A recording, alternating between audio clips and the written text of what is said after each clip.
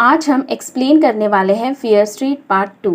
इससे पहले अगर आपने अभी तक इसका फर्स्ट पार्ट नहीं देखा है तो उसकी लिंक आपको डिस्क्रिप्शन बॉक्स में मिल जाएगी।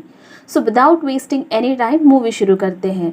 इसके फर्स्ट पार्ट में हमने देखा था कि डीना की फ्रेंड सैम को सारा फियर पोसेस कर लेती है और सैम को बचाने के लिए डीना और उसका भाई जॉश सी बर्मन से मिलने जाते हैं, क्योंकि सी बर्मन ही एक ऐसे विक्टिम थी जो 1978 में सारा फियर के किलर से बच गई थी। डीना सी बर्मन को सैम को दिखाती है, जिसे वो लोग कार की डिक्की में उसके हाथ बांधकर यहाँ लेकर आए थे। सैम पोजीशन की वजह से डरावनी आवाज़ें निकाल रही थी। उसकी इस हालत को देखकर सी बर्मन एकदम से डर जाती है और डीना से कहती है कि अब वो उसकी कोई भी हेल्प नहीं कर सकती, क्योंकि सारा फियर को ख़त्म नहीं किया जा सकता, सिर्फ उससे बचकर भागा ही जा सकता है। पर डीना सी बर्मन से कहती है वो सैम से बेहद प्यार करती है और वो उसे ऐसे मरते हुए नहीं देख सकती, और काफ़ी रिक्वेस्ट करने के बाद सी बर्मन उन्हें अपनी स्टोरी बताने के लिए राज़ी हो जाती है। अब डीना और जॉर्ज सैम को बाथरूम में बंद कर देते हैं और सी बर्मन की स्टोरी सुनने के लिए बैठ जाते हैं। सी बर्मन बताती है कि ये बात 12 जुलाई 1978 की है। सिंडी और उसकी सिस्टर जिगी उस टाइम नाइट विंग कैंप में थे। उस कैंप में शेडी साइड और सनीवेल दोनों ही सिटी के स्टूडेंट्स रहा करते थे। यहाँ से कहानी शिफ्ट होती है 1978, जहाँ जिगी के पीछे सनीवेल के कुछ स्टूडेंट्स पड़े हुए थे और वह जंगल में भाग रही थी। तभी सामने से एक सनीवेल की शीला का फ्रेंड विल आकर जिगी को गिरा देता है और वो लोग जिगी को एक रस्सी से बांधकर उसी पेड़ के पास लेकर आते हैं जहाँ पर सारा फियर को फांसी पर लटकाया गया था। और वो लोग ऐसा इसीलिए कर रहे थे क्योंकि उन्हें लगता था कि जिगी सारा फियर के वश में है। इसीलिए शीला का फ्रेंड विल जिगी को पेड़ पर लटका देता है और शीला विल से लाइटर लेकर जिगी को जलाने की कोशिश करती है। तभी वहाँ पर विल का भाई निक आ जाता है और जिगी को उन लोगों से बचा लेता है। इसी मूवी के फर्स्ट पार्ट में जिस पुलिस ऑफिसर को हमने देखा था वो निक ही था। हालांकि निक एक सनीवेल ही था, पर वह जिगी को पसंद करता था। जिगी और उसकी सिस्टर सिंडी शेडी साइडर थे। निक जिगी को बचाने के बाद सोचता है कि जिगी उसे थैंक्स बोलेगी, लेकिन जिगी उसे बीच की उंगली दिखाकर वहाँ से चली जाती है। जिगी काफ़ी एरोगेंट लड़की थी, वह किसी की भी नहीं सुनती थी। अगले सीन में हम सिंडी और उसके बॉयफ्रेंड टॉमी को आउट हाउस की सफाई करते हुए देखते हैं। यहाँ पर चारों तरफ रेड मॉस थी, जिससे सिंडी की टी शर्ट पर दाग लग जाता है। तभी टॉमी सिंडी के पास आता है और उसे किस करने लगता है। थोड़ी देर बाद सिंडी अपने फ्रेंड एलिस को ढूंढने लगती है, क्योंकि उसके साथ मिलकर उसे आउट हाउस की सारी सफाई करनी थी। थोड़ी देर बाद सिंडी एलिस को उसके बॉयफ्रेंड के साथ इंटीमेट होते हुए देखती है। सिंडी उन दोनों को इस हालत में देखकर शर्मा जाती है और उनसे आउट हाउस साफ करने के लिए कहती है, लेकिन वह दोनों हमेशा नशे में ही रहते थे। वो हर जगह बस हाई होने के लिए ड्रग्स सूंघते रहते थे। इधर जिगी नर्स लेन के पास आती है, क्योंकि शीला ने उसको थोड़ा जला दिया था, इसीलिए इन्फेक्शन से बचने के लिए वह नर्स लेन के पास दवा लेने आई थी। तभी जिगी को नर्स लेन की टेबल पर एक बुक दिखाई देती है, जिस पर एक विच का निशान बना हुआ था। तभी पीछे से नर्स लेन आ जाती है, जिससे जिगी डर जाती है। इसके बाद जब लेन जिगी को दवा लगाती है, तब हमें यहाँ पर उनकी बातों से पता चलता है कि लेन की बेटी रूबी लेन ने एक पार्टी में अपने 7 फ्रेंड्स को मार दिया था और उसके बाद खुद को भी मार दिया था। यानी फर्स्ट पार्ट में जो लड़की गाना गाते हुए लोगों को मारती थी, वह नर्स लेन की बेटी रूबी लेन ही थी। वह जिगी को बताती है कि उनकी बेटी रूबी एक सिंगर बनना चाहती थी, लेकिन सारा फियर ने उसे पोसेस करके मार डाला। वहाँ से निकलने के बाद जिगी अपनी सिस्टर सिंडी से मिलती है, जहाँ उन दोनों का झगड़ा होने लगता है। दरअसल उन दोनों की कभी पटती नहीं थी, क्योंकि उनके फादर उनको छोड़ किसी और के साथ भाग गए थे और उस दिन से उनकी मदर ने ड्रिंक करना शुरू कर दिया था। तब से उनकी लाइफ एकदम झंड हो चुकी थी। जिगी का मानना था ये सब उनके साथ इसीलिए हुआ है क्योंकि वह शेडी साइडर थे और सारे शेडी साइडर अब सारा फियर डायन के श्राप से श्रापित थे, और सिंडी को सारा फियर की बात सिर्फ एक कहानी लगती थी। इसके बाद जब टॉमी और सिंडी एक साथ होते हैं, तभी नर्स लेन अपने हाथ में एक चाकू लेकर आती है और वह टॉमी से कहती है कि आज रात उसे मरना होगा, और फिर उस पर चाकू से अटैक कर देती है। तब टॉमी खुद को बचाने के लिए लेन को धक्का देता है तो उनका सर एक टेबल पर टकराता है जिससे वो बेहोश हो जाती है। इसके बाद नर्स लेन को पुलिस अपने साथ ले जाती है क्योंकि पुलिस को लग रहा था कि नर्स लेन भी अपनी बेटी रूबी की तरह पागल हो चुकी थी। अगले दिन शेडी साइड और सनीवेल के स्टूडेंट के बीच एक कलर गेम होने वाला था जिसके बारे में सनीवेल के कैप्टन कर्ट अपने लोगों को बताता है। शेडी साइड का कैप्टन सिंडी का बॉयफ्रेंड टॉमी था, बट नर्स लेन के अटैक करने के बाद से टॉमी थोड़ा बदल चुका था। तभी सिंडी टॉमी के पास आती है और उसे नर्स लेन के रूम में जाकर सच्चाई पता करने के लिए कहती है क्योंकि वो जानना चाहती थी कि उन्होंने टॉमी पर अटैक क्यों किया था।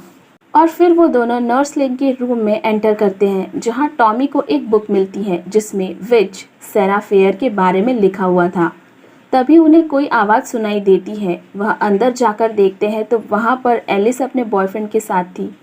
तभी एलिस सिंडी के हाथ से वो बुक छीनने लगती है जिसमें लिखा था कि सैरा फियर ने मरने से पहले अपना एक हाथ कहीं पर छुपा दिया था और अब वह हाथ जब सैरा फियर की बाकी बॉडी से मिलेगा तभी ही शेडी साइड उसके श्राप से आज़ाद हो पाएंगे। एलिस को सैरा फियर की ये स्टोरी बिल्कुल बकवास लगती है। इसके साथ एलिस को उस बुक में एक मैप भी मिलता है जो कि शेडी साइड और सनीवेल का मैप होता है और उनके कैंप को उसी जगह पर बनाया गया था जहाँ पर पहले फियर का घर हुआ करता था। इसके बाद ये लोग उस जंगल में सैरा फियर का घर ढूंढने के लिए निकल जाते हैं और उन लोगों को जंगल में कई सारे गड्ढे मिलते हैं। तब उन्हें समझ आता है कि नर्स लेन विच सैरा फियर का हाथ ढूंढ रही थी ताकि उसके हाथ को उसकी बॉडी से मिलाकर इस श्राप को हमेशा के लिए ख़त्म कर सके, क्योंकि इसी श्राप की वजह से उन्होंने अपनी बेटी रूबी को खोया था। थोड़ी दूर जाने के बाद उन्हें एक केव मिलती है। वहाँ उस केव में चले जाते हैं जहाँ पर उन्हें ब्लैक मैजिक की कई सारी चीज़ें दिखाई देती है। सिंडी उस बुक से उस निशान के नीचे लिखी लाइन को पढ़ती है जो कि इस प्रकार थी कि सैरा फियर ने अमर होने के लिए शैतान के पत्थर पर अपने हाथ की बलि चढ़ा दी और विच का निशान बनाकर नीचे की ज़मीन को अपवित्र कर दिया था और ऊपर की ज़मीन पर मनुष्यत फैला दी। इसके बाद सिंडी को बुक शेल्फ के पीछे एक सीक्रेट दरवाज़ा दिखाई देता है। तभी एलिस सिंडी को वहाँ की वॉल पर लिखे हुए नाम दिखाती है जो कि शेडी साइड के अब तक के सारे किलर के थे, पर साथ ही उन्हें सबसे नीचे थॉमस स्लेटर का नाम भी मिलता है जो कि टॉमी का पूरा नाम था। इसका मतलब सैरा फियर ने टॉमी को भी अपने वश में कर लिया था। तभी हम देखते हैं कि टॉमी के पास एलिस का बॉयफ्रेंड ड्रग्स मांगने आता है, बट टॉमी अब एकदम से बदल चुका था। तभी टॉमी पास में पड़ी हुई कुल्हाड़ी को उठाता है और सिंडी एंड एलिस के सामने ही उसे मार देता है। ये देखकर वह दोनों भागने लगते हैं। टॉमी भी उन्हें मारने के लिए उनके पीछे जाता है और वो दोनों बुक शेल्फ को हटाकर उस सीक्रेट दरवाजे से दूसरी तरफ चले जाते हैं और दरवाजे के पत्थर से बंद कर लेते हैं। दूसरी तरफ जिगी और निक मिलकर शीला के साथ मजाक करते हैं और उसे आउट हाउस में यह कहकर बुला लेते हैं कि उसे विल ने मिलने बुलाया है। विल शीला का बॉयफ्रेंड था तो वह उसे मिलने आउट हाउस में चली जाती है, मगर वहां पहुंचते ही जिगी शीला के ऊपर कई सारे कॉकरोच छोड़ देती है और उसे वहीं लॉक करके भाग जाती है। सिंडी वहां से बाहर निकलने का रास्ता ढूंढने लगती है, मगर वो केव कुछ इस तरह से थी कि वो लौटकर उसी जगह पर आ जाती है जहां से वो चली थी। वहीं बॉयफ्रेंड के मरने से एलिस बेहद दुखी होती है। तभी सिंडी की नज़र बुक में पड़े विच के निशान पर पड़ती है और उन्हें वहां से निकलने का कुछ क्लू मिल जाता है। उधर टॉमी केव से बाहर निकलकर कैंप आ जाता है और वहां आकर एक शेडी साइडर को पूरी तरह से काटकर मार डालता है। अगले सीन में हम देखते हैं कि जिगी और निक एक दूसरे के क्लोज आ जाते हैं और एक दूसरे को किस करने लगते हैं। इधर सिंडी और एलिस रास्ता ढूंढते हुए एक जगह पर आते हैं जहां उन्हें एक अजीब सी चीज़ दिखाई देती है।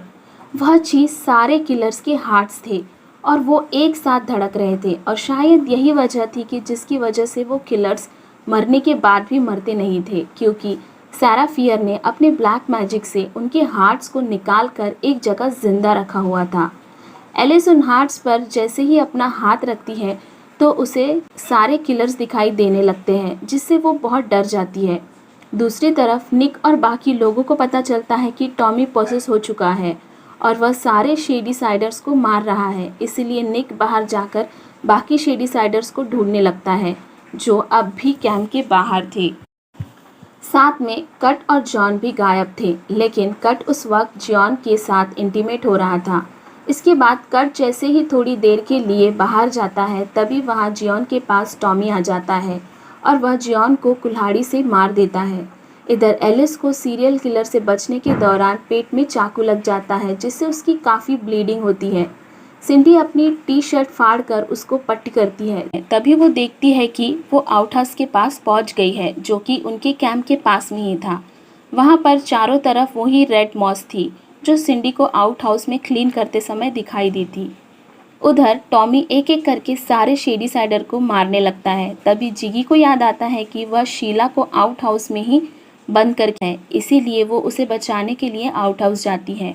पर शीला बेहद गुस्से में होती है तो इनके बीच लड़ाई होने लगती है, लेकिन जिगी शीला को मुक्का मार के बेहोश कर देती है।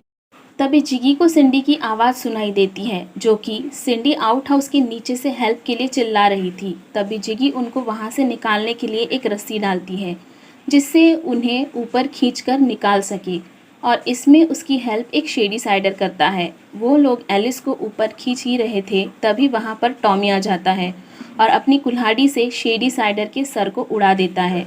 ये देखकर जिगी डर जाती है, वहाँ से भाग जाती है और एलिस उसी केव में वापस गिर जाती है। जिगी भागकर सीधे निक के पास आ जाती है, जहाँ निक उसे बताता है कि बाहर एक बस सारे शेडीसाइडर को यहाँ से ले जा रही है। उसे जल्दी से जाकर उस बस को पकड़ना होगा। लेकिन जिगी अपने सिस्टर सिंडी के बिना वहाँ से जाना नहीं चाहती थी, पर निक उसे वहाँ से जाने के लिए इंसिस्ट करता है। तभी वहाँ टॉमी आ जाता है और वो जिगी को मारने की कोशिश करता है, पर निक उसे बचाता है और बस की तरफ जाने को कहता है। उसे बचाते टाइम निक के पैर में टॉमी की कुल्हाड़ी लग जाती है, जिससे वह घायल हो जाता है, और जब तक जिगी बाहर आती है तब तक बस वहाँ से जा चुकी थी। इधर एलिस नर्स लेन की बुक पढ़कर बताती है कि यहाँ से बाहर जाने का एक ही रास्ता है, जो मेस हॉल में जाकर ओपन होता है।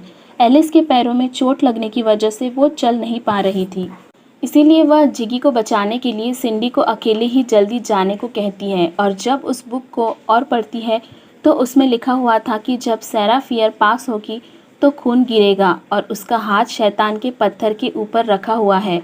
और इसे पढ़ने के बाद एलिस सैरा फियर का हाथ ढूंढ लेती है। इधर टॉमी जिगी का पीछा करते हुए मेस में पहुंच जाता है, जहां पर जिगी आकर चुप गई थी। तभी मेस हॉल के शटर तक सिंडी पहुंच जाती है और शटर को ओपन करने की कोशिश करती है।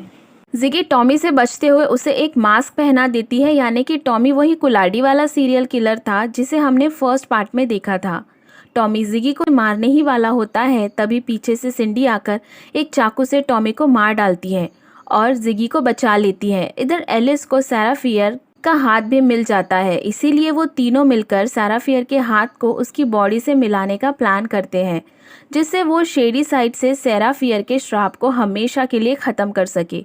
तभी हम देखते हैं कि जिगी के नाक से खून निकलने लगता है और वह खून सैरा फियर के हाथ पर जाकर गिर जाता है, जिसकी वजह से जिगी को सैरा फियर दिखाई देती है। उधर थॉमस लेटर यानी कि टॉमी का हार्ट फिर से धड़कने लगता है और वो फिर से जिंदा हो जाता है। जिंदा होते ही जिगी और सिंडी के सामने ही एलिस को मार देता है, जिससे सिंडी को बेहद गुस्सा आता है और वो टॉमी की गर्दन को काट देती है और उसे फिर से मार देती है। तभी उन्हें रूबी लेन के गाने की आवाज़ सुनाई देती है और उसी केव से रूबी लेन बाहर निकल आती है। उसे देखकर वो दोनों भागकर उस पेड़ के पास आते हैं जहाँ पर सैरा फियर को फांसी दी गई थी। वहाँ वो सैरा फियर की बाकी बॉडी पार्ट्स को ढूंढने लगते हैं।